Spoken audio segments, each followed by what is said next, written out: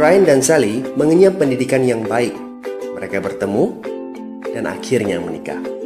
Mereka memiliki pekerjaan yang baik. Brian memiliki jabatan tinggi di sebuah perusahaan multinasional, berpenghasilan besar, mendapat fasilitas dari kantor berupa mobil dan rumah.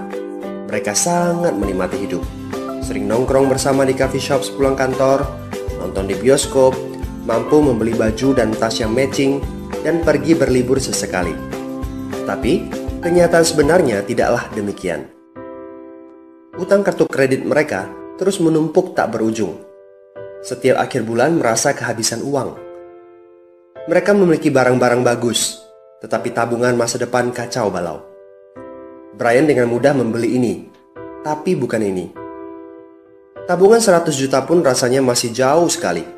Sudah kerja lebih dari 10 tahun, tapi belum sanggup membeli rumah sendiri. Masih tinggal di rumah milik kantor dan mengendarai mobil milik kantor. Tanpa disadari, keluarga ini menggali lubang kemiskinan. Keuangan mereka hanya cukup untuk membiayai kehidupan keluarga saat ini. Mereka harus terus bekerja untuk menghasilkan uang. Pertanyaan yang paling ditakutkan adalah bagaimana jika mereka sudah tua, kemampuan bekerja sudah menurun, atau salah satu anggota keluarga terdiagnosa penyakit serius yang membutuhkan biaya yang sangat besar. Apakah kehidupan Brian dan Sally mencerminkan kehidupan Anda? Apakah saat ini Anda memiliki penghasilan tetapi sebelum akhir bulan sudah merasa kehabisan uang? Memiliki hutang berkepanjangan yang tidak ada habisnya? Memiliki barang-barang bagus tetapi khawatir karena tidak punya tabungan? Memiliki hidup yang berkecukupan tetapi khawatir tidak mampu menyekolahkan anak-anak dengan baik? Memiliki rumah tinggal tetapi berkemungkinan besar harus menjual rumah bagus ini karena tidak punya dana pensiun? Jika Anda menjawab ya pada salah satu saja pertanyaan tadi, saatnya untuk memperbaiki diri. Mau jadi seperti apa kita ini kalau ternyata kita sebetulnya hanya gaya dari luar saja? Mau hidup kropo seperti ini sampai kapan? Aha, mari kita mulai menabung. Nah, apakah menabung saja cukup?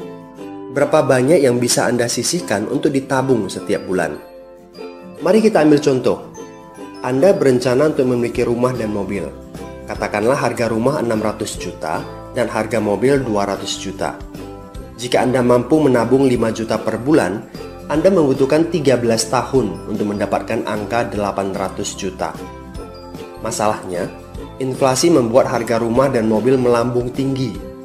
800 juta akan menjadi 2,7 miliar 13 tahun kemudian jika kita asumsikan rata-rata kenaikan barang 10% per tahun. Ini masih soal impian untuk membeli rumah dan mobil.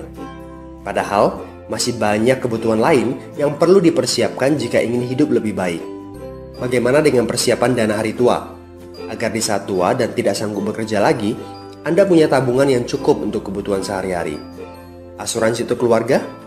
Dana pendidikan untuk anak-anak?